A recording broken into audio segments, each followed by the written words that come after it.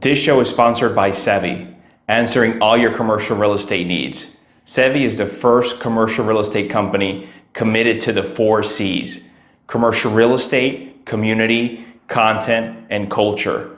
Go visit Sevi at Sevi, S-E-V-I, properties.com. Again, SeviProperties.com.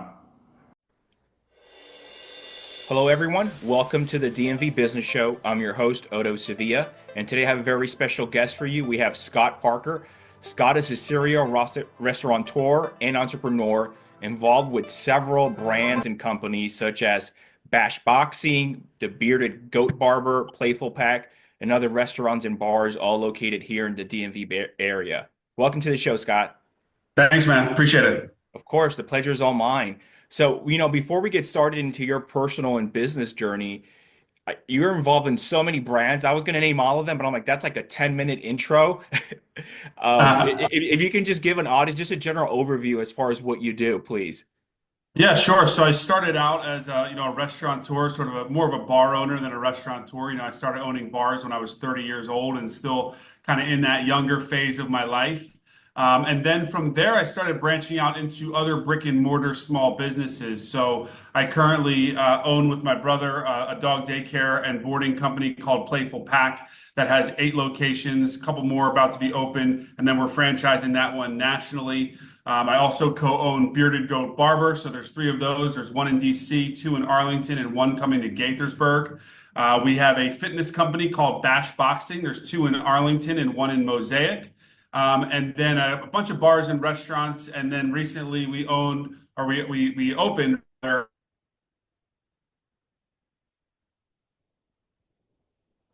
cat hotel in Herndon called Cozy Cat. But I guess I've been called an experienced retail entrepreneur. You can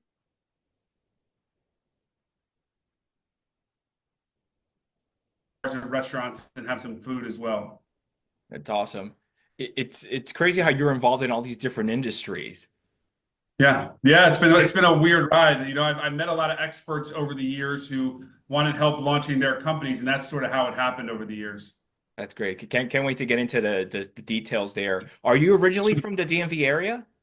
No, I grew up right outside, not far from Atlantic City in southern New Jersey. My hometown's called Summers Point, and it's right towards the bottom of New Jersey, near the shore. Okay. So growing up in New Jersey, if I could just briefly take you back there for a moment, what were you into as a kid?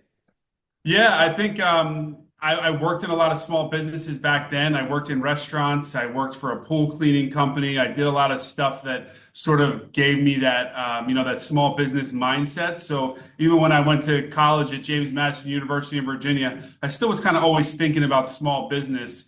But as a kid, I was up into the typical stuff. We'd love to go to the beach a lot. We grew up not far from the beach, playing sports, having fun in the neighborhood, with my guys, and just the usual stuff I think any kid does. Nice. So is that what brought you to the area here, going to college? Yeah, I went to James Madison University, and then afterwards, I really didn't know where I was going to go, and I moved back to New Jersey for a year. But all my guys from college were all in this area. They were all saying Arlington's the place to be. There's great jobs, nightlife, a lot of fun on the weekends. So Arlington really had a good mix of opportunity that I could work somewhere in the DC metro area, and that I could, link back up with my college friends and have fun around this area as well too. What did you graduate? What did you major in James Madison? Yeah, I graduated in '05 and I majored in English. A funny story is I started at the business school, but I'm really not that good with numbers still to this day. And I did so poorly in, classes like accounting and economics and computer information systems that, I told my counselor, I don't think this business school stuff is right for me. And I became an English major. I always loved reading and writing. And so I went and did that, instead of continuing on in the business school. Sure. So did you always know, as far as you always wanted to get into business, or when you switched over to English, you're like, maybe I'll become an English teacher one day or something, or no? Yeah, I don't think I really ever wanted to be a teacher. I don't think I knew what I wanted to do. I just knew what I enjoyed from a school standpoint, which was reading and writing. I really loved it. It came naturally to me. I could kind of get it really easily just reading and then writing about what I read later. I was always thinking about small business. I was always thinking about entrepreneurship. but I just didn't know kind of what I wanted to do. So when I came to the DC metro area, I actually started in sales. I worked for various corporate companies for about 7 years, selling, to individuals at times, also selling software, business to business products, stuff like that. And then I just kind of decided, that wasn't for me either. So I was trying to figure out what I was going to do next. So what'd you do after that sales job? Yeah, so after sales, I kind of just decided I wanted to be a bar owner. I had worked in restaurants my whole life. I was still going out a lot at that time, partying a lot at that time. And I just was really attracted to the bar industry. It was just something I thought I would do well in. Hmm. And so I really just worked and saved money throughout my mid to late 20s. By the time I was almost 30, I had saved enough money to open my first bar, which I did. And that one opened in August of 2012, and went really well, was super successful. And then from there, we started opening up other restaurants and bars. Oh, nice. So that was the beginning in 2020. You said 2012? Yep, correct. Okay. Okay. And the Yep. first one was where, in DC or Virginia? The first one was in Arlington, Virginia. It was called A Town, and it opened up. Yeah, as I said, it opened up in the Ballston neighborhood in Arlington. Okay. Yeah, I Yep. mean that bar is like hospitality. I mean, so is restaurant. You have to be there, you're there with the client, with the customer, schmoozing and chatting. Yeah, for sure. There was a lot of that in the early years. That's really how I kind of tried to make a name for myself. When I first, owned just one bar, I was there every day talking to people, shaking hands, setting up events, making people have fun and feel comfortable and all that good stuff. So you started with one, and then shortly thereafter, you said you opened a few others. Yeah, so I think that it took about a year till we opened the second one, and then from there started opening, a restaurant or two every couple of years, and then somewhere along the lines, the first thing I did outside of restaurants actually was vape shops. Remember, vaping was like when first getting hot. There were a lot of stores that just sold vape products. So I did a few of those. Those really didn't go so well. And the first thing I did successfully outside of restaurants and bars was dog daycare. So I opened, a dog daycare in 2016. That went great. And then from there, I started trying sort of different stuff along the way. So Scott, with all these concepts, either restaurants or bars. I mean, you definitely can go to second gen restaurant space, right? But there's capital involved. Whether it's build Yep. out or maybe, as I mentioned, it's a former bar or former restaurant, then maybe there's less initial capital. I understand you throughout your 20s you were saving to open that first one in Virginia. How'd you go about then establishing the others and opening them up? Yeah, it's been a challenge. We've done a little bit of everything. First and foremost, I would say we've reinvested tons of our own capital. There's been so many times that, I thought, all right, I'm finally making some money, and then I dump it all back into another business. I'm kind of back at zero again. We've done a lot of bank loans along the way and business loans. Those can be really hard to get when you're brand new, but after you show a track record of success, they can be a little bit easier to get as time goes on. And then we've worked with investors a lot of the time as well. So a lot of times we've had people outside invest in our companies and then sort of own those companies with us. So it's really been a mix of investing our own capital, using bank loans, and then using outside investors. As far as you personally, I guess what's your favorite engine for growth? Is it investor capital? Is it, as you said, with banks, most banks don't even like lending to restaurants. Yeah. And depending on the industry you're in, or what's your best form of growth?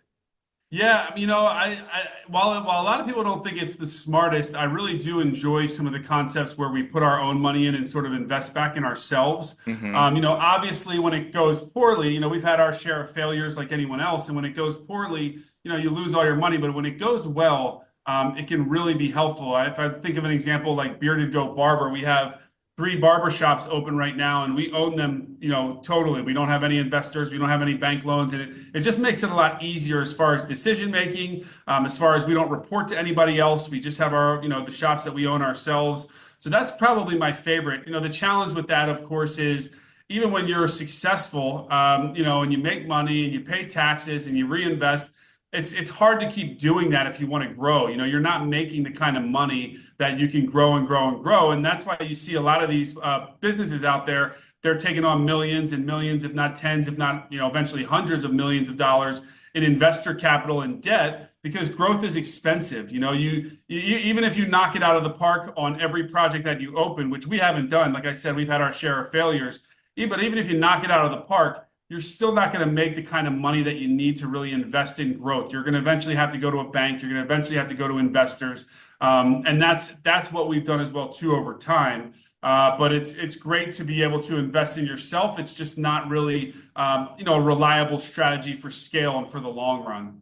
No, it's so true. I mean, after a while, you can only you tap out, right? There's only a certain amount of money you have, or your partners have to put into the business. Oh, for sure. And I've probably done it more times than most. And there's been a lot of times in the past 12 years in my career where I've said to myself, like, all right, I'm done. From now on, I'm just going to use bank loans and investors, and then we'll get a really good project or a really good location. I'll say, you know what, I'm going to put my money back in. So, it's funny, like when people see you succeeding, they always think that, you're sort of, cash rich or in some way. And I'm always telling people, like, I honestly never have tons and tons of cash. I think people think I'm some kind of guy with, just millions and millions of dollars in a bank account somewhere. And that's not the case.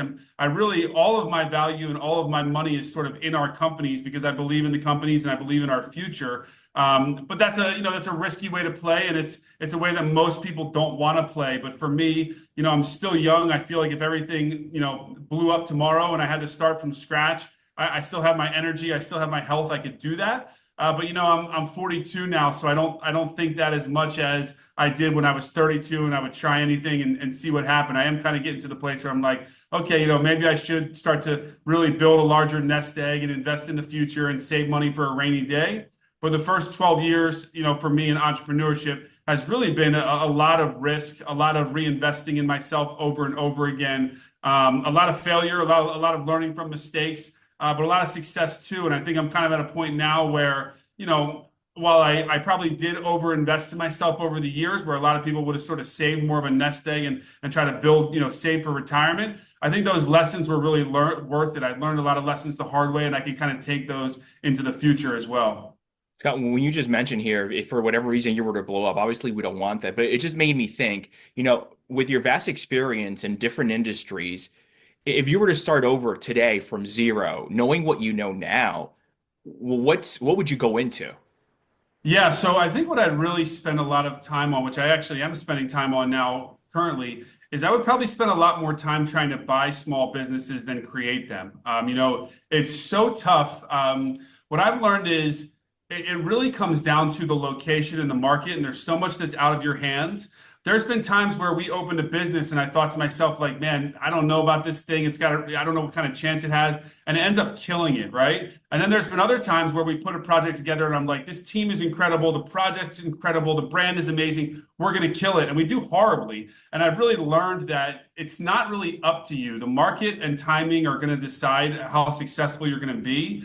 And so I'm starting to look a lot more into buying small businesses because, there's just a lot less risk there. If you can buy a business that's been rocking and rolling for, 10, 20 years and it's already profitable and then you can grow it from there, that's a lot less risky than let me try over and over again to start from scratch. And, I'm always in meetings with people who either are not entrepreneurs or maybe do one thing or have just done a couple things. And they're always blown away at sort of the different things that I've tried and the risks that I've taken over the years. I used to look at that and think like, wow, that's an amazing thing that people think it's great. Well, but at the same time, like I mentioned to you, we've had a lot of things blow up. So, I think the future, I think where I go, I'm 42 now. I think where I go in the next 10 years will really show me personally how much I've learned and where I could go, based on the things that I've learned. But I really, to answer your question and circle back to it, I think I really would focus if someone was 22 years old and they wanted to start businesses and be a small business entrepreneur, I think I really would advise them to try to look for businesses to buy because you can get debt financing a lot easier that way. You can reduce your risk a lot easier that way. Yeah, And SBA. start SBA, yeah, exactly. And starting from scratch is tough. I mean, there's a lot of risk in it, and it's not for everybody. Is there, if someone's listening to this, is like, okay, I'm going to do that. I'm going to listen to Scott. I'm going to go to buybizsell.com or wherever and see what's out there, what's for sale. Any industries that you like, whether it's, brick and mortar or hospitality or I don't know, online, whatever it may be, service based. Yeah, I do like the service-based industry a lot. I think there's a lot of, if you can buy a business that's been open for a couple decades, whether it's, an HVAC company or a plumbing company or something that serves people well, and there's a good management team in place and some good staff in place, I love that industry. I think what's tough about brick and mortar and what I do is we pay very high rent everywhere. We have, really extreme costs everywhere. You look at restaurants, the staff cost, the food cost. Even if you look at, any of our other retail businesses, the rent, the staff cost is very high. When you have a service-based business, oftentimes you don't have to rent a massive space. You're just getting paid on the jobs that you complete, as opposed to let me open the doors and see if people come in here today and spend their money, right? So I Hmm. really am attracted to that industry. I mean, I've seen a lot of guys who started years after I began and are probably light years ahead of me as far as financially and what they're getting done in the service industry, just because it can be easier projects to manage. Brick and mortar is very tough. Restaurants are very tough. A lot of the industries that we are in are very competitive. They're very expensive to run the stores, and they're very risky. Yeah, I do like the service-based industry. But really, I think there's a lot out there to be said for businesses that you can acquire in many, many industries. You mentioned some of the guys that are light years ahead of you. Do you know like what industries are they in? Or I don't know, landscaping or plumbers or some of the friends that you I've seen a mentioned? lot of guys do really well in anything that has to do with home services. So whether they're construction, whether they're roofers, whether they're landscaping, those are great businesses I've seen because time and time again, I've seen people start with a small amount of capital and then grow it from there. Whereas, you could probably start, you use landscaping. I love that industry. I always wanted to do it. It's one I've never done, but I think it's an incredible industry. And you can start a landscaping company with probably 5 or 10 grand and build it up from there, right? But if Hmm. you want to open a restaurant, you're not getting a restaurant open for anything shy of 500, $600,000. And you're taking a massive risk. Whereas with landscaping, it's probably just your time. And if you Yeah. don't get a lot of jobs in the beginning, you don't get a lot of jobs, right? So any of those home services businesses, I think, are fantastic. Whether it's flooring, interiors, roofing, landscaping. I think those are all great. And I think they're great for a hustler to start, even if they don't have that much experience or that much capital to start off. And you fast forward 5 or 10 years, and they can really be killing it. Yeah. Scott, we mentioned some of the brands and companies you're currently involved with. How does, obviously, I'm sure each one has their own unique story, right? But Yeah. how do you even come about finding the next concept or brand or idea and then going from there? Yeah, so what's really happened to me 3 or 4 times now over the years is I've been approached by people who want to start a business and they either don't have the capital or they don't have the know-how to start it, but they're really an expert in their industry and I can kind of help them start it if I really believe in the person. So I'll say, for example, for Bearded Goat Barber, I was getting my hair cut by a guy named Eric, who's now been my partner since, 2018. And he knew what I did in restaurants and dog daycares. And he asked me one time, like, "Hey, you want to take a? Could we have a meeting outside of here?" Because he was just I only knew him from getting my haircut, and I think I already knew what he wanted. And my office was right across the street at the time from the barbershop where he worked. And I was like, "Sure, no problem." And we met up and we talked about it. And he wanted to start a barbershop with another guy named John, who's our third partner.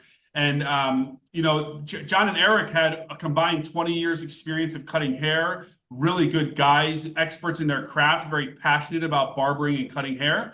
But they didn't, know what to do other than that. They didn't necessarily have the capital involved. They didn't know how to find a space, work with contractors, work with the landlord, architects, lawyers, accountants, website team, really get it all started. And so that's essentially what I did with them. And fast forward to today, we have 3 shops, getting ready to open a fourth shop, and it's a really successful company.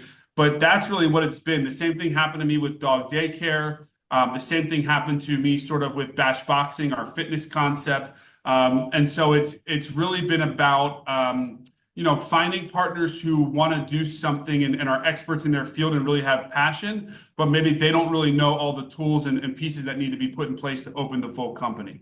Great. So as far as you then going into different verticals, from the sounds of it, is almost like word of mouth, people knowing what you do, Scott, and they're like, "Oh, okay, Scott, this is my idea," or "I've been doing this for 15 years or 8 years or whatever it may be," and then That's having a conversation with you. Yeah, that's absolutely correct. I always try to analyze.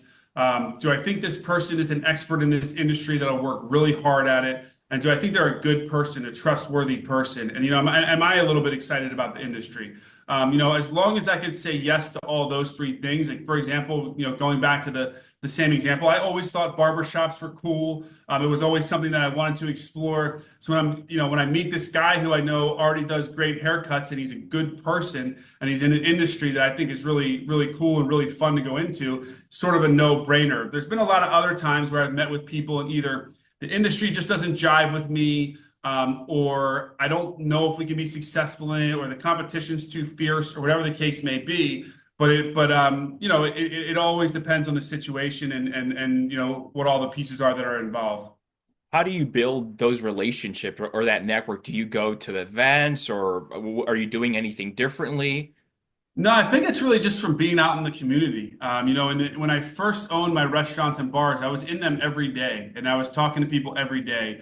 And it was very easy at that time to, meet people and just build a large network of people and just have people see that I was approachable. I think a lot of people, see when you get some success, they assume you're not going to be approachable and they can't talk to you. And, even when I just had bars that were maybe really busy and really popular and successful, I never really changed the way sort of that I looked at myself. I knew that, 10, 11 years ago, when I first got to Arlington here, I was still kind of broke trying to figure it all out. So just because I got success didn't mean I wasn't going to give people the time of day or I wasn't going to talk to anyone that wanted to talk to me. And I've always been sort of an outgoing person myself. So I think people will be a little surprised, like sometimes send me a DM on Instagram and I hit them back and they're like, wow, thank you so much for getting back to me. And it's like, I think there's too much ghosting in the world and there's too many people that just won't get back to someone. Now, I understand if you're, Elon Musk and you have 100,000 people in your DMs every day, right? But if you're a regular guy like me, where it's just a couple times a week or, a bunch of times a month, someone's DMing you to ask you about business stuff, I think you should have those conversations and sort of pass on what you've learned over the years. So just being out there and building my network on social media, building my network in public, really helped me sort of get in touch with people and have people get in touch with me as well too. I love that, especially the part about getting back to people. Even if you don't think you'll be much help or you don't see there's a fit, but just get back to people. No, it's different if someone's contacting you or they're making you immediately a sales pitch. They're like, okay, Yeah. I get it. I understand maybe why you want to ghost them there, right? But Yeah. if Yeah. someone's just asking you something and they're genuine, like, why not respond?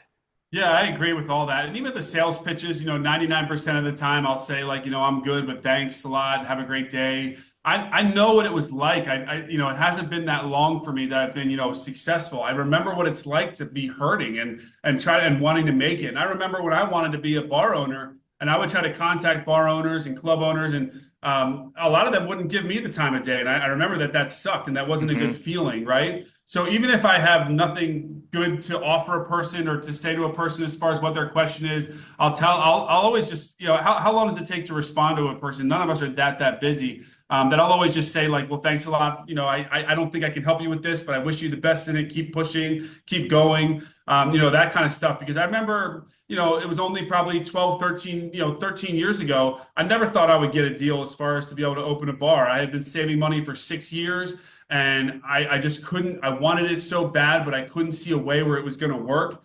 And finally it worked and, it changed my life and I was able to help a lot of other people along the way. But I remember what that feeling was like, and I don't want other people to feel that way. And I think to your point about the ghosting, I think we've become a society where it's just kind of lame and it's kind of corny that we think that we are so high up and so mighty that we're going to ghost people all the time. It's just not the way I operate. I wouldn't want someone to treat me that way, and I think we should all try to get back to people so they can learn along the way too. Yeah, you just mentioned now, Scott, as far as that first bar is set you up for success. What was the specific transaction you can think of that gave you that big nest egg per se to give you that foundation and springboard to just go big on the other ventures? Yeah, so that was the first place we ever did. It was called A-Town Bar and Grill in Boston. It opened in 2012 in Arlington. It was designed to be, I always tell people it was designed to be sort of the craziest party place in Arlington, and it definitely was that. We had really wild weekends. We had, a lot of nightlife. We had a Sunday fun day brunch party that was just out of control. And that place was more successful than I ever dreamed it could be. We were hoping, my partners and I, that maybe we could do, 4 million in sales in, the first, year. And the first year we ended up doing, over 6 million in sales. So it was sort of like, wow, how do we do Wow. this? Yeah, it was crazy. It just made me realize, I think kind of the light bulb that went off in my head was, okay, if I can be successful at this, then maybe I can be successful at other things too. Because when you're growing up, all you hear about is people cautioning you against failures and all that kind of stuff. And it really taught me that, maybe I can do other things. Maybe I can be successful in other stuff too. And I kind of took that money from A-Town over the years and really rolled it into a lot of other concepts and parlayed it into a lot of other things. It's great when your first at bat is a home run, man. Yeah, yeah, it really is. It's funny because it really is great. It's also kind of a gift and a curse because True. you start to think that you can do anything, right? Yeah. And I think also you don't pay attention to the details as much because you're so successful. If we were like break even or only making a little money or losing money, I think I might have spent a lot more time learning the details of the business. But because it was so successful and we were doing so well financially, I just kept going and going and going when maybe I could have went back and learned it. Some of those things I did eventually learn. I learned them over time when we did have challenges. But to your point, I wouldn't change it, obviously. And I think that, yeah, it is amazing. I thought maybe I'll have a little success, and the place was bigger and busier than we ever thought it could be. So it definitely was, really fun and really, really exciting for sure. How big was that first space with the bar? Yeah, so that first space was about almost 6,000 square feet if you include the patio. And the funny thing is it's still functioning to this day, but has another name. It's called Bronson Beer Hall now. It's a German beer hall style concept. Hmm. And we ran A-Town for like 6.5 years, and then it kind of had its run, and we closed it down and we changed it into Bronson. And Bronson is now, geez, 5.5 years old. So we've actually been in the space for over 12 years now and been really successful in that space for over 12 years. Now we're just trying to, just be there as long as we can. And hopefully we'll be there 20 years when all is said and done. That's great. Mhm. All of the businesses you're involved with, Scott, you have partners, or are you in any of them just by yourself? Yeah, so there's, I think only one. I actually recently started a online coaching program that works with people who are trying to control their drinking problem. Another thing about me is I stopped drinking almost 15 years ago now, and I've helped so many people get sober that I recently launched it as a coaching program. But outside of that, everything I've ever done has been with partners. We've had projects that have as many as, geez, I feel like 6 or 7 partners, and then we have, plenty of projects that are just me and one other person or me and 2 other people. I think in recent years I've learned a lesson on that too, and I've now been telling people in conversation, and the way I've been setting up my future companies is I think I'll stop at 3 partners total, myself included, so me and 2 other people. And I Not think what's included even investors here, right? no, investors would be fine as long as they're, but as far as Oh, operators, got it. having more Okay. investors would, yep, having Okay. more investors would be fine Hmm. but as far as operators, partners that are running the business, I wouldn't do more than 3 at this point in total, including me. Hmm. And I think that, the new stuff I've been working on recently, one is with me and one other partner, one is with me and one other partner, and one is me by myself. And I'm really trying to keep it to that now. It's true what they say, as soon as you get up to 4, 5, 6 partners, even just scheduling a meeting is hard. When can everyone meet? And then there's so many opinions. And then what's even, I think, more challenging than the opinions is there's just different levels in personal commitment and investment to the company. Whereas, like, when I'm working with one other person, I know we're all in. It's easy to schedule a meeting. It's easy to talk. Let's jump on a quick call. Let's do whatever we got to do. When you have 4, 5, 6 people, when can you even set a meeting is hard. The opinions, there's a lot of different opinions. Then there's, 1 or 2 people in the group that don't seem to care and aren't that invested in it or kind of doing their own thing. And that can be really challenging. And so it's really tricky to figure out. My advice to people going forward, and from what I've learned the hard way, would be if you want a partner, great. If you want 2 partners, great. If you're going to have 3 or 4 or 5 partners, you better have a really good system for running that company because it's going to get very challenging very fast. And I've certainly learned that myself as well. How do you typically like to structure your deals? Meaning, are you minority partner, majority partner, at least a certain percentage of equity stake in there? And how about if there are investors involved? How does all that look? Yeah, so I've tend to own anywhere from 20 to 50% of any company that I'm in. Um, that again is kind of the one of the challenges with partners is if you have too many, next thing you know, everyone only owns 15%, then how much do they care, right? Hmm. Outside of that, the way we've structured it is, we'll figure out who the operating partners are and how many. We've done it pretty much evenly, which again, that's another thing where I wonder going forward, should it be a little bit weighted if one person's bringing more value or whatever the case may be? But for example, if we did something where there was four people, we would all do, all be 25% partners. And then as far as investors, we've really just tried to value the business and then sort of sell equity. So it might be, 20% for 1%. We've had projects that are up to $50,000 for, I'm sorry, 20K for 1%. We've had projects that are as high as, 50K for 1% or higher. And it's just kind of figuring out the valuation there. And then with the partners, we've really done equal splits. So going back to the example I've keep talking about Bearded Goat Barber, we each own 1/3 of that company. And then there are some stores where we have a managing partner that has a piece as well too. They own 25%. We each own 25%. But that's kind of how we structured it as a whole. And by being a partner, that doesn't mean that for example, the Bearded Goat, everyone has a third. That doesn't mean that every person also bringing capital and funds. Maybe they're bringing experience or some other thing, or is there always, you got to put dollars in as well? Yeah, no. It depends. Oftentimes, we will start a project where everyone's putting in very little money, and either the bank is putting in the money, or investors are putting in the money. Sometimes we are all putting in capital, and we do try to keep it even from a capital standpoint. But more often than not, our projects have not been that capital intensive. A lot of it has been banks or investors. A lot of the people I've worked with to sort of get their start in business haven't had capital to bring to the table. So Hmm. some of the new partners are looking to make it for the first time and trying to make it for the first time. They really don't have a lot of capital to bring. So it depends on the person and kind of what they've got to bring to the table. You mentioned earlier several times how you've had setbacks or failures. Some of them don't work. Can you think of the biggest one that comes to mind right now and what you learned from that? Yeah, I'd have to think. I think probably the biggest one right now is we had a sports bar in Arlington and Clarendon called the Goat, and it was 2 blocks away from Don Tito, where at Don Tito we do extremely well and are about to hit 10 years there and have done well for 10 years. Um, I guess what I learned most there is kind of going back to what I said at sort of the beginning of the call is you might design something that you think is really good, but if the market doesn't want it enough, it doesn't matter kind of what you think. The market's going to tell you whether it's meant to be successful or not. The Goat was a really good sports bar, and I remember so many times being there during a sporting event, and it would be packed with people. And people would say to me, like, wow, you guys are killing it here. And the truth is, we were failing. And what they didn't realize was we were killing it during sporting events, but people only saw it as a sports bar. So if there wasn't a sporting event on TV, it would be dead. I mean, it would be super Um, slow. No one would be there. And so people thought we were killing it because when they were there, it would be super busy. But the truth is, we weren't killing it. We were doing really bad.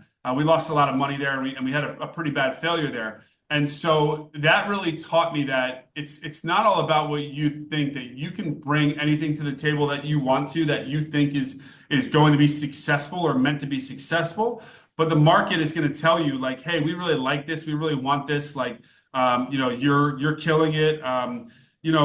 Or the market's going to tell you this isn't enough. There's not enough demand for this, and that's what we learned at the Goat. I mean, because the funny thing was that the Goat was 1 block away from the highest grossing restaurant we've ever had. It was Don Tito, and at that point in time at Don Tito, we're probably doing $7 million a year in sales, and at the Goat, we're struggling to do 2 million. We're doing less than 2 million, right? And so it's you just don't know how things are going to shake out.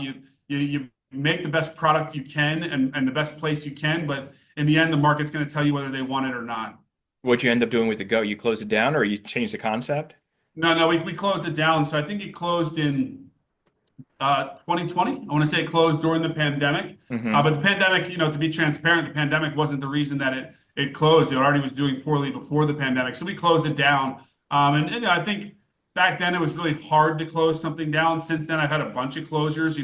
One thing about me, opening all these different concepts is I take a lot of chances. If I probably would have less failures if I only did barbershops, or if I only did restaurants, or if I only did, dog daycares. But I try to do a lot of creative stuff. Part of my, sort of gift, but also challenge in business is I get bored really easily. And so if I'm going to get bored, and try something new, that's great. But when you're trying new stuff all the time, it's not all going to work. Right now I have 25 stores or so that are open, but over the past 12 years, there's probably been about 40 in total that we've opened. And some of them have had a great run for a while and made some good money and then closed. Others have just done really bad right off the bat and closed. And so that's what I try to learn and what I try to learn from going forward. So it's almost a 50-50 then, as far as you've had over 40 and now you have 25 open. Well, not close, a Yeah. little, yeah, a little, almost. Yeah. And I would say of the things that are also closed, a fair amount of them were successful for a good amount of time, like enough for us to recoup our investment, Hmm. or just do well financially.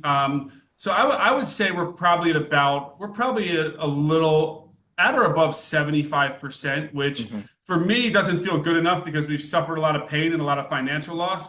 But in the industry, in brick and mortar retail, people will say that's amazing. It Like is. yeah, even if you look at Starbucks, they close stores. And the biggest brands on earth, I don't care who you are, they close stores. I mean, there might be a few. Maybe, for example, maybe Chick-fil-A hasn't really closed any stores.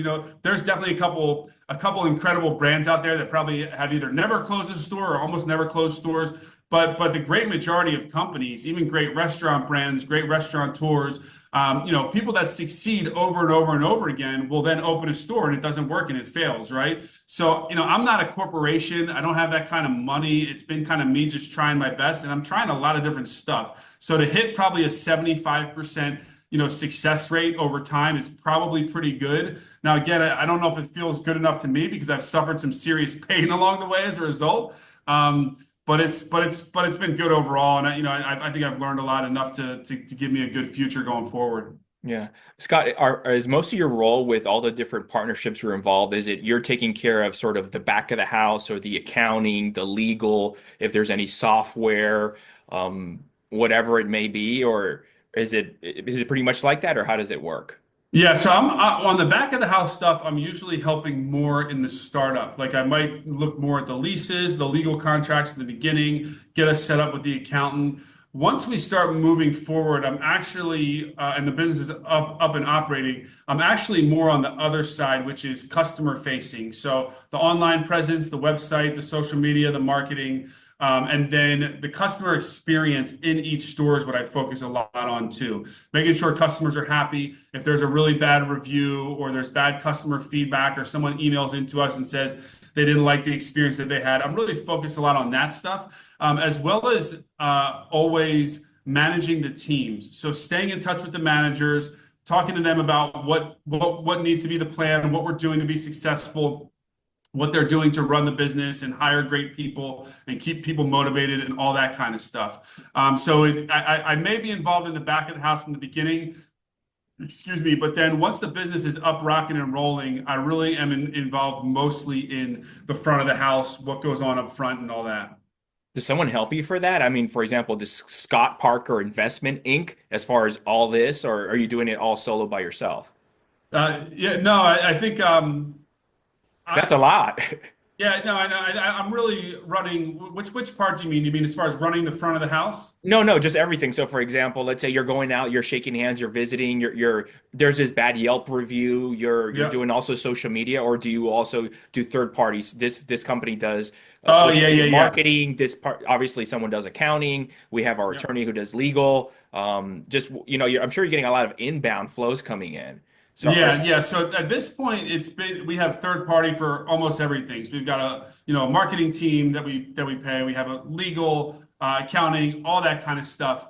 It's really gotten to the point after all these years, thankfully, where I would say I have people to do, all the work, if you will. mhm. There's not times where I'm like glued to a piece of paperwork, for 2 hours filling out forms. There's not times where I'm spending hours and hours and hours inputting, accounting stuff on QuickBooks, right? We kind of have people that do all of it. And in some of my partnerships, that's sort of the deal that's worked out, is that like, hey, I'm going to help you set this up. I'm going to put the money in, but you kind of got to run the day to day. In other partnerships that I have, there are partners that take salaries that are sort of the managing partners, right? So, for example, for Playful Pack, my brother and his wife, they both have salaries and they run that business day to day. I still work on it all the time. I'm still available 24/7 to help them. I still do whatever I can, but they're the ones that are paid and I'm not paid. So they kind of really do a lot of the legwork to run the business and run the company. Over time, that's really what I've established for myself as a whole. I don't really take a salary at almost any of our companies because I don't want to be bound to sort of the day-to-day work. I want to think about the overall vision, the overall strategy, what we're doing to move the company forward, and focus on that stuff, and they can focus on everything else. Sure. I mean, since you're doing a lot of things, how does your day-to-day look like? I'm sure every day is different. Yeah. Every day is definitely a little bit different. I'm always spending a lot of time on what we're opening next and what's coming up new. I think there's always meetings, manager meetings, meeting with the team, seeing, hey, how did the numbers shake out last month? What are the problems that we have to fix?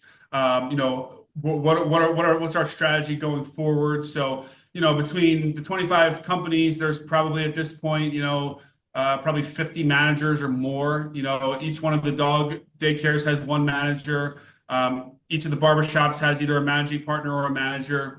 And so I spend a lot of time doing that, unless there's companies that, or unless there's a company that I don't really need to go that far into the weeds. Like for Bash Boxing, that's run by Alex Trachis. She's our CEO. So she deals with the managers in the stores day to day. And we kind of just talk to Alex, as operating partners. So, I think really it's important to sort of have those layers of managers in place. So anytime there's any problem at any one of the restaurants, I know who to call and say like, hey, did you see this happened? Or, hey, I heard about this, or are you okay? How can I help with this? Sort of that thing. And that's how I can manage a lot of stuff going forward. What would you say you're most proud of thus far in your business career? Geez. I think what I'm most proud of is that we have given people the ability to be super successful, that maybe would not have had we not crossed paths. Like, my brother was, a police officer in New Jersey and wasn't really loving it and had two young kids and really wanted to get an opportunity in business. And now we own this dog daycare company together. And it's been a great opportunity for him to learn the business world and grow a company and see what that takes.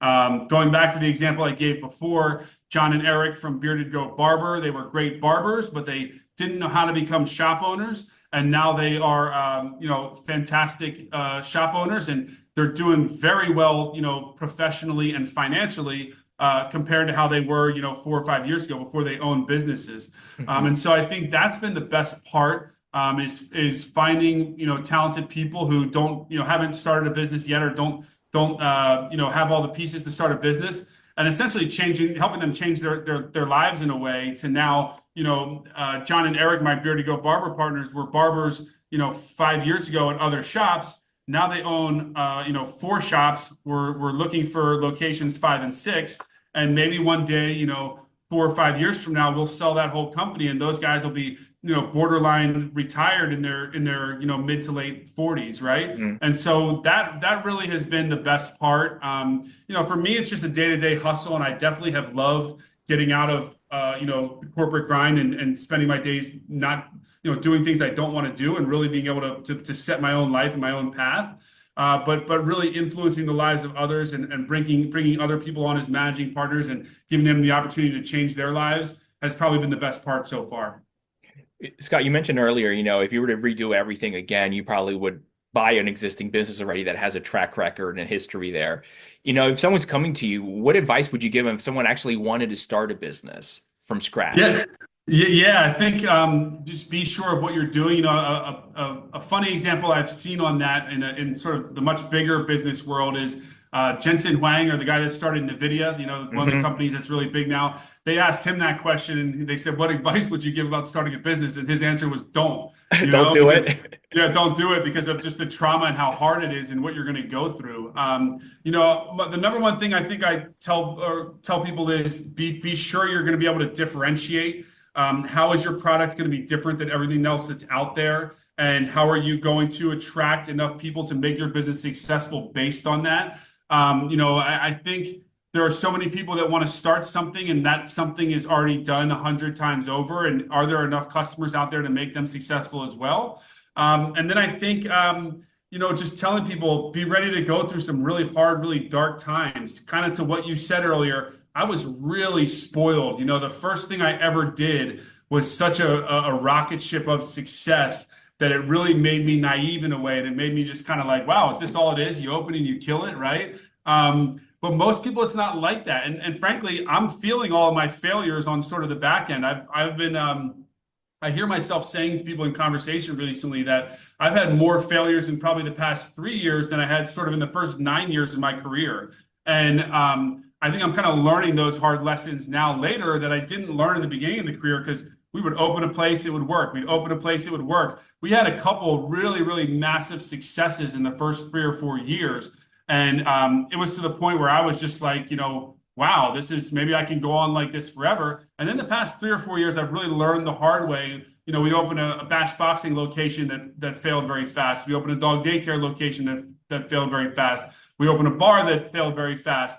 And I've kind of really started to realize, okay, what the success that you had or that I had in the beginning of my career, maybe a lot of that was more of luck and sort of things that went my way in a great way. And now when I continue to open new businesses and new stores, I really need to think it through more. I need to make sure it's a fantastic location. On top of being a fantastic location, I need to make sure that it's in a great market that really wants what I'm putting there, and not just, hey, I'm going to open a location, and because I've succeeded 20 times, I'm going to succeed again, right? Well, I've really gotten sort of smacked on the head a lot in recent years from that. And so I think like everybody who fails, I think that the things I'm doing now, and the decisions I'm making now are going to lead to bigger successes than I've had before. And I think I'm going to look back and say, those failures were great because they led me to this and this. Mm-hmm. I would tell people that for sure, that, be prepared for very dark times. Not everyone's going to kill it, in their first thing. But there are those people. I do know a lot of people in various industries who, started something and absolutely crushed it right out of the gates in their very first project. But I don't think that is commonplace. I think what's much more common is you're going to lose a lot, you're going to fail a lot. And if you look at the most successful people on earth, most of them had a lot of big failures. You see these people, they lost 20 times. I talked to a guy I'm actually coaching in my sober coaching, my alcohol program. And he told me, he's like, I'm making like $2.5 million a year now. He goes, but that just happened for me. He's like, I failed over and over again for like 14 or 15 years, trying 10 different businesses. And I failed. And now I'm making millions. He's like, and I'm 50. He's like, I'm 50 years old. He's like, so I went from 35 to 50 opening businesses and failing, and boom, now I'm killing it. And obviously, hopefully most people, you're making $2.5 million a year. You should be super happy with that. That's enough to, you do that for a bunch of years, you can retire. Mm-hmm. That's enough to last a lifetime for most people, right? And so that was really just an amazing thing for me to hear him say that and really realize that's what it's about. A lot of people fail for so long and then succeed. Mine was kind of like the other way around. I succeeded for so long, then I had a bunch of failures, and now I've spent a lot of time just doing some deep thinking and thinking, all right, where do I go from here and make sure that I succeed going forward. What business is this person in, the one doing 2.5 mil?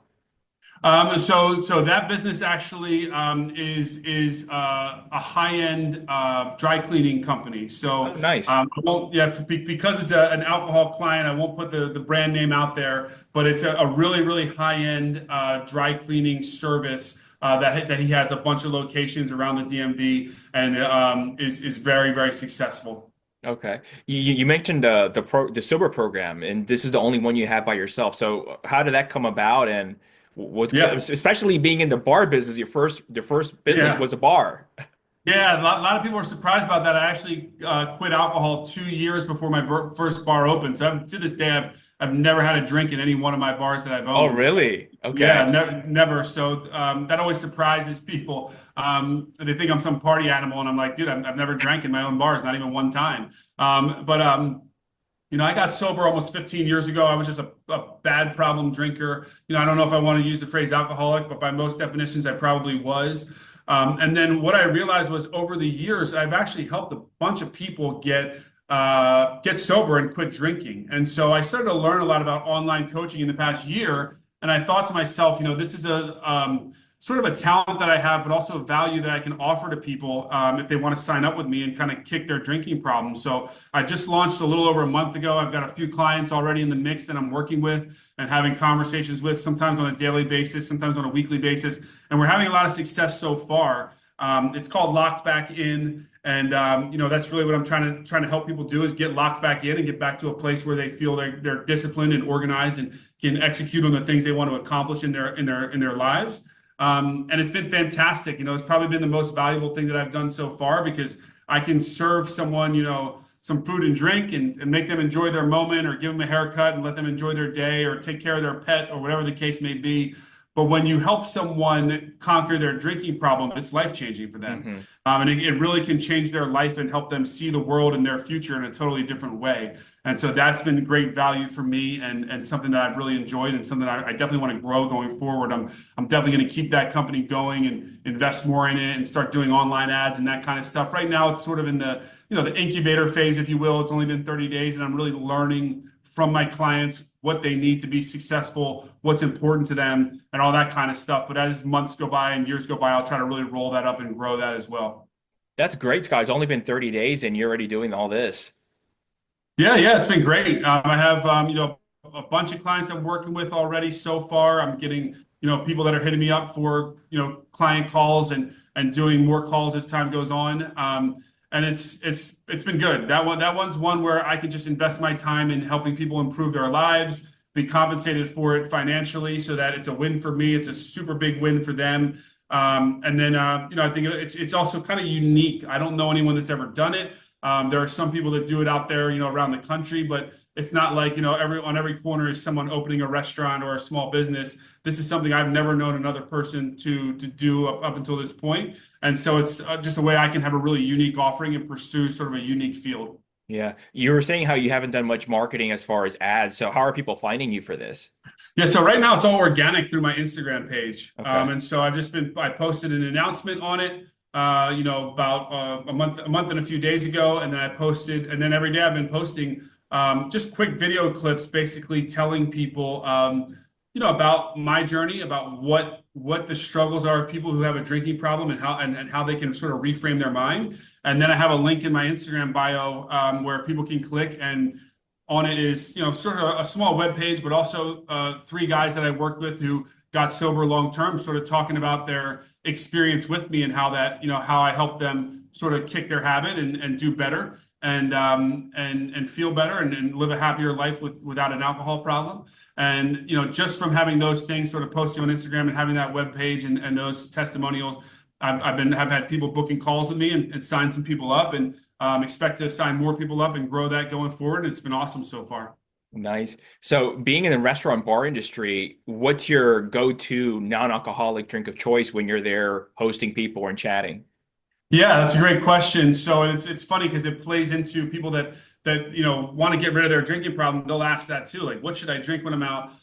For me, it's always just club soda with a lime. Okay. I think that it's great because for me, it's light, it's refreshing, whatever. But it's also great because it appears, not that I'm trying to pull the wool over anyone's eyes, but it almost appears as if it's a cocktail, right? Yeah. And so people won't ask if why aren't you drinking? If you're sitting there with a bottled water and you're in a bar or an event, people might say, well, why aren't you drinking? Whereas with this, it just looks almost like a cocktail. People just, they don't say anything to me, and I have my drink. But when I first stopped, I was 27 years old, and I was drinking a lot of Red Bull then. A lot of the drink of choice would be Red Bull, but Mm-hmm. it's so much sugar, and if it's Coca-Cola, it's so much sugar. What's been really fun for me is now the whole mocktail industry is growing. A lot of restaurants have all kinds of non-alcoholic beverages on their beverage list. So I've been doing some of those, but usually it's just club soda with a lime. Okay, nice. What would you say is your biggest challenge with your role today in the business? Let me think on that. Yeah, I think the biggest challenge still is no doubt probably people, hiring people. The perfect example I can give you, and I find myself saying this to people so many times, is if I went back 12 years ago, I was still doing a lot of the hiring for our first restaurant, A-Town. So I would be the one putting out job ads and then interviewing people when they came in. Hmm. When I did that back then, I would say if I set 10 interviews, I would say 8 or 9 people would show up, right? Fast forward to today, if my managers set up 10 interviews, you're talking about truly 2 or 3 people that even show up to the interview. And I don't know what's changed. I don't want to sound like an old guy, like, back in my day and all that kind of stuff. But the truth of the matter is something has changed in just the diligence people have, people's desire to work, their ability to work. Just their hunger for a job and for putting in the work to support themselves. Where now if I had 80 or 90% of people showing up to a job interview and now I have 20 or 30%, that's a very, very drastic change in only about 10 or 12 years time. And that can tell you a lot of things, but as I just said, what it tells me is it's hard to find good people. If you can only get 20% of people to show up to a job, then that starts with a much lower number for you to potentially put in the workforce. And then once they start working for you, we have more people that just quit on the first day or do training for a week and then don't show up anymore. I mean, it's through the roof. And I always tell people when they're going out to a restaurant or a bar, and not even my places, but anywhere they go, if you're having a bad experience, don't always blame the business owner, because it could just be who they're able to hire or who they're trying to hire is just not a good labor pool right now. So I'd say, people is definitely the hardest challenge. And I think it's going to be harder going forward. As we see, more kids, grow up that are more interested in social media and video games than getting a job and working hard. I expect it to be more and more challenging going forward. And I've told that to my managers, do whatever you can to hold on to people, because it's going to get harder as we go forward. You were mentioning just earlier how the last 3 years you've had a lot of more failures than in the past. Do you think is that from something, or is just happened that the location or the pick or whatever it may be? Yeah, I think a few things. I think first off, we picked bad locations was the number one thing, because some of the things that have failed have been concepts that we own in other locations that do great. And we opened them with the same teams and the same energy and all that kind of stuff. So I think there were locations for sure where we opened where we said to ourselves as a team, like, is this a good location? I don't know. We're not sure, but we went for it and then it wasn't. And so that I think we made really bad decisions on locations. That's for sure. That's probably the biggest mistake that we made by far. I think the second mistake that we made was, I don't know if we put enough thought into asking ourselves, is this something that the local market wants? Like, we opened a taco and tequila bar in Adams Morgan, DC, that did super poorly in the first year that it was open, and failed in the first year. Part of the reason for that was that neighborhood has really suffered. It's not, when I used to go out to Adams Morgan as a younger guy, it would be packed. Now it's really not that busy. The weekends are slow. People are afraid to go out there. There's been an increase in crime, that kind of stuff. But more so than that, we also maybe put a brand there that maybe there was already a million taco places. It wasn't different enough. It wasn't cool enough. I don't know if enough people got excited about it, right? And so that's sort of the mistakes that we've made. Is I don't think we've picked the right locations, and I don't think we've put concepts in there that appealed enough to the market. And we should have seen that, up front going forward. So I guess maybe more research on that part in the front. Yeah, for sure. Okay. Yeah, that makes sense. How soon do you know as far as whether a location is going to be successful or a failure? Do you give it a year or less or more? I think you give it as long as you can afford to financially, and that's been sort of the challenge. Is sometimes we're just bleeding money so fast we can't hold on. Some business owners will hold on for 2, 3, 4, 5 years. And almost all of them, of people I know that have done that, have come back and said, like, dude, I should have cut it off after 1 year. Yeah. Why did I stay open for all this time and lose all this money when I already knew the writing was on the wall, right? For better or worse, I think for us, we know very quickly, probably in the first 3 or 4 months, because we can see right away if the market is responding to the concept we're opening. And if it's not, we know very quickly. And so it's painful. You work all that time for a year to get a concept open, and then the first few months go by, and all of a sudden, pretty soon, you're seeing like, geez, this is bad. And I think what makes is like, if you're operating at 25% of what you even need to sort of break even, you're so far away from doing well that you kind of just know, like, we're not close. We're so far away from doing well on this that we need to shut it down. It's not going anywhere. It's not doing anything. And that's been really painful. It's for me, it's been a very sort of heavy cross to bear. We've disappointed our investors and lost investor money. We've disappointed ourselves and lost our own money for sure. And we've hurt the brands at times by opening a store that then fails. It's not a good look for the brand, right? We had a Playful Pack store that opened and failed pretty quickly. There's Playful Pack Dog Daycare is a big brand now. We have 8 locations. We have a couple franchise locations around the country with more coming. That's not a good look for the brand that one opened and closed within a year. And so it's been challenging. It's been something where I've really had to reassess, are you moving too fast? Are you taking time to assess these locations? Do you need to really make changes with the way that you operate? And I've learned from those mistakes, but it's been painful along the way for sure. In those instances when you have to close, I mean, most of the time you're signing long-term leases, 5, 10 years or longer. So what happens then for you? Yeah, I mean, you definitely have to make a payment to the landlord. I think most landlords understand that businesses fail. There's no commercial landlord out there that is signing, only businesses that work, and then the business stays there for 10 years, and it doesn't happen, right? Every day, landlords are signing someone that's going to fail, in the first 6 months or a year.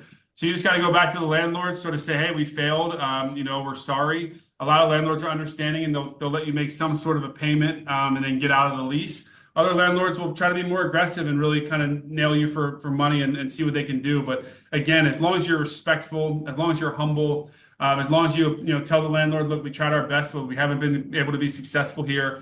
You'll do what you can and get out of it any way that you can. Are many instances, are you personally guaranteeing it, or is it just corporate?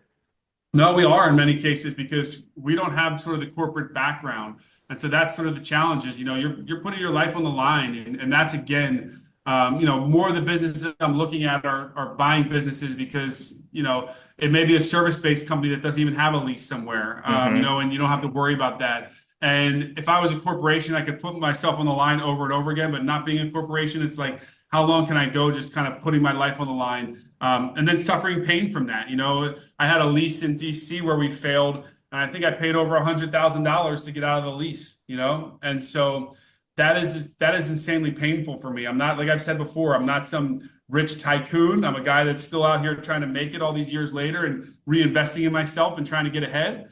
And so it's painful. And, I think that's another lesson I've learned. Like, I'm 42 now. I just had a kid. My son is, 4 months old. How long do I want to keep taking? I'm sorry, 5 months old. How long do I want to keep taking risks at this level when I have, a baby that's depending on me now? If I went broke, 5 or 6 years ago, I don't know if I would even cared. Yeah. And even to this day, I don't let losses get to me that much. You're not going to find a person that takes as many chances as me in as many different industries that it succeeds 100% of the time. You might find a person that succeeds, 90 or 100% of the time in one industry if they stay in that industry and do that. But like I said, I try a lot of different stuff, and with that's going to come success, and with that's going to come failure too. But I think over time I've started to learn maybe it's time to pump the brakes on the risk a little bit. Yeah. Congrats on your son, by the way.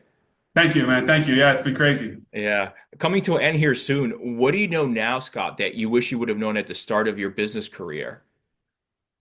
I wish I would have started at a younger age. As far as when I started opening businesses, I think I know now that you can do it, even though it's a lot of hard work. I didn't get to own my first real business until I was 30. And I wish I would have started right out of college opening businesses. I think I'd be a lot further along now. And I just would have learned the hard lessons a lot earlier. I meet with a lot of kids who are either in college or right out of college, and I tell them that. They're like, I want to start a business. I'm like, start now, because you don't have a mortgage, you're not married, you don't have a child, you're young. When you're young, you can afford to fail and you can begin again. And so that's been, that's what I probably would change, is I would have started younger. Sometimes I do want to say that I would have just stayed in one field and just, maybe only do restaurants, only do barbershops, but I worry that I'd be so bored so fast that I'd try other stuff. And I think just be ready to enjoy the ride, but work really hard and be ready to fail at times too. Every great entrepreneur fails. I mean, I don't care if you look at Amazon, and they launched hundreds of products over the years that failed and blew up, and the company almost went bankrupt, 50 times before they became $1 trillion company, right? And so even if you don't fail as far as your business having to close, you will try things that do not work, along the way. So I think try when you're young, fail fast, learn from your failures, and try to improve. And I'm certainly still doing that to this day. Like I said, I've learned a lot of lessons recently, and I've got a lot of ground to make up and things to do better in the next few years. Yeah. Speaking about the next few years, what does the next few years look like? What are you most excited about? Yeah, I think we're working on a new acquisition of a company up in Maryland that I'm really excited about. Oh, I, is this your first acquisition? This will be the first acquisition. Nice. Yep. Okay. Yeah. So we're working on that. I'm really excited about that one. I'm excited about the coaching program I have going on. I'm going to be doing some more stuff in real estate. Definitely excited about that. We'll also look to sell some of our companies. We might sell Bash Boxing. We're definitely looking to sell Playful Pack to private equity, right now. So I'm excited for the new stuff as well. I really want to see what I can do, taking some of these hard lessons I've learned, and then also taking some of the lessons I've learned from success, and put those lessons in play and see what I can do going forward. When you're not busy working, I know you say you have a newborn 5 month old. What do you like to do for fun in your free time? Yeah, I'm big into fitness these days. I work out just about every day. Early in the morning, I'm either lifting weights or I'm running or taking a bash boxing class. So that's been big for me. I still love to go and try new restaurants. Love to hang out with the friends at restaurants. And that's really it. That's all I got time for right now. I'm either with the baby, or I'm working hard on my companies, or maybe one night a week, my lady and I will go out to get some dinner, or I'll go see a friend. But these days, I really am just focused on work and staying healthy and being with my family. Awesome. Scott, if people want to learn more about you or they hear the coaching program that you're in and maybe they're interested in that or any of your other companies and brands, where can they reach out to get more information? Yeah, so my Instagram is really easy. It's just my name, Scott Parker. And then my company page is scottparkerbrands.com. So if you go to Scott Parker and then the word brands.com, you'll see all my companies on there. You can reach out to me through that webpage. You can reach out to me through my Instagram. Like I said earlier in the call, I try to get back to everybody and at least respond to everybody. And that's the easiest way. Instagram's super easy for me, or my website, scottparkerbrands.com. And he definitely gets back to you. I have proof. Yeah, that's right. I got back to you and we set up this call. So Yeah, I exactly. appreciate it. Oh no, I appreciate the opportunity. Thank you, Scott. I appreciate you. Take care. Bye, man.